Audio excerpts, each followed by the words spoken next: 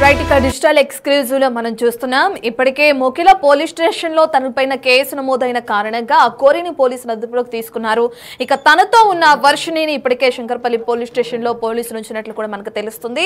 ఇక అక్కడున్న వర్షిణి నానా హంగామా చేస్తున్నట్లు కూడా మనం చూస్తున్నాం. ఆ స్క్రీన్ పైన విజువల్స్ లో తనని అఘోరితోనే ఉంచాలని చెప్పి అఘోరితో పంపించేయాలని చెప్పి కూడా వర్షిణి డిమాండ్ చేస్తుంది. నేను ఇక్కడ స్టేషన్ లో కానీ తన తల్లిదండ్రులతో కానీ వెళ్లేందుకు సిద్ధంగా లేను అని చెప్పి కూడా వర్షిణి తెలుపుతుంది. ఆ లేడీ అఘోరితోనే పంపించేయాలని చెప్పి కూడా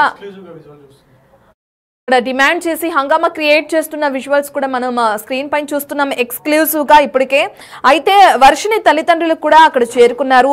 వాళ్ళ తల్లిదండ్రులు ఆరోపిస్తున్నారు ఇప్పటికే కావాలనే నా కూతురికి కొన్ని డ్రగ్స్ ని అలవాటు చేశారు ఆ కోరి అని చెప్పి కూడా వర్షిణి తల్లిదండ్రులు ఆరోపిస్తున్నారు. ఇక ఏదేమైనప్పటికీ ఇప్పటికే అక్కడున్న పోలీసులు రిహాబిలిటేషన్ కి పంపించేందుకు కూడా సన్నాహాలు చేస్తున్నట్లు కూడా మనకు తెలుస్తుంది. పోలీసులతో కూడా వర్షిణి కుటుంబ సభ్యులు వాగ్వాదానికి దిగినట్లు కూడా మనం చూస్తున్నాం. వర్షిణిని తమతోనే పంపించాలని అటు తల్లిదండ్రులు డిమాండ్ చేస్తున్నారు.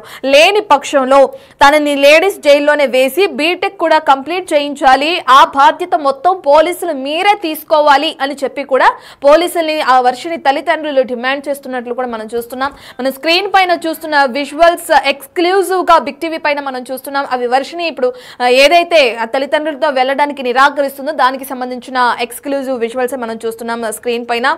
ఇక శంకర్పల్లి పోలీస్ స్టేషన్ లో ప్రస్తుతానికి వర్షిణి ఉన్నట్లు కూడా మనకు తెలుస్తుంది.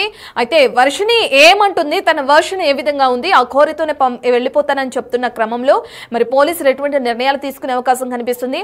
వర్షిణి కూడా వైద్య పరీక్షలు నిర్వహిస్తున్నారా? దీనికి సంబంధించిన పూర్తి డీటెయిల్స్ అందించడానికి మా ప్రతినిధి గౌతమి అందుబాటులో ఉన్నారు. గౌతమి, ఎలా ఉంది వర్షిణి సిచ్యువేషన్? పోలీసులకి సహకరిస్తున్నారా? వైద్య పరీక్షలు నిర్వహించుకోవడానికి ఆవిడ ఓకే చేస్తున్నారా లేదా? అసలు తన వర్షన్ ఏ విధంగా ఉంది? డీటెయిల్స్ ఏంటి?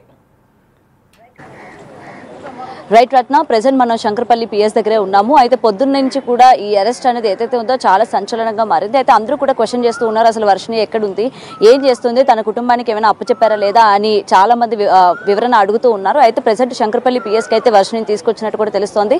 అయితే వర్షిణి ప్రెసెంట్ సిఐ గారి ఆధ్వర్యంలోనే ఉంది. అయితే తను ఇక్కడ నుంచి మంగళగిరి పోలీస్ స్టేషన్ దగ్గరికి, అంటే ఆల్రెడీ మంగళగిరిలో కేసులు కూడా నమోదైనాయి కాబట్టి అయితే మంగళగిరికి తీసుకువెళ్ళిన తర్వాత అక్కడ వాళ్ళ పేరెంట్స్కి అప్పు చెప్తారా లేకపోతే ఇక్కడే అప్పు చెప్తారా అనే దానిపైన కూడా ఇంకా క్లియరెన్స్ రాలేదు. అండ్ రీహాబిలిటేషన్ సెంటర్ అంటారా, అండ్ ఇప్పటి నుంచి కూడా అమ్మాయి కొంచెం మానసిక పరిస్థితి సరిగా లేకపోవడం కావచ్చు, లేకపోతే నేను శ్రీనివాస్ దగ్గరే వెళ్తాను లేకపోతే శ్రీనివాస్తో ఉంటానని మాట్లాడి మాట తీరు కావచ్చు, ప్రతిది కూడా నిజంగా అమ్మాయికి కొంచెం ట్రీట్మెంట్ అనేది అందజేయాలి. సో పోలీసుల ఆధ్వర్యంలోనే ఉంచి ఆ రీహాబిలిటేషన్ సెంటర్కి తీసుకెళ్లి కొంచెం క్లియర్ చేసి తీసుకురండి అని చెప్పి కూడా ఇక్కడ వాళ్ళ పేరెంట్స్ కూడా రిక్వెస్ట్ చేస్తున్న పరిస్థితి కనిపిస్తుంది. సో ఏదేమైనా సరే సో నిజంగా తనని అక్కడ మంగళగిరి తీసుకెళ్తారా లేకపోతే ఇక్కడి నుంచే వీళ్ళతో పాటు పంపిస్తారా అన్న విషయాలు కూడా ఇంకా తెలియాల్సి ఉంది. అయితే ప్రెసెంట్ మనతో పాటు విష్ణు కూడా ఉన్నారు. మరి విష్ణు, పోలీసుల్ని ఏం డిమాండ్ చేశారు?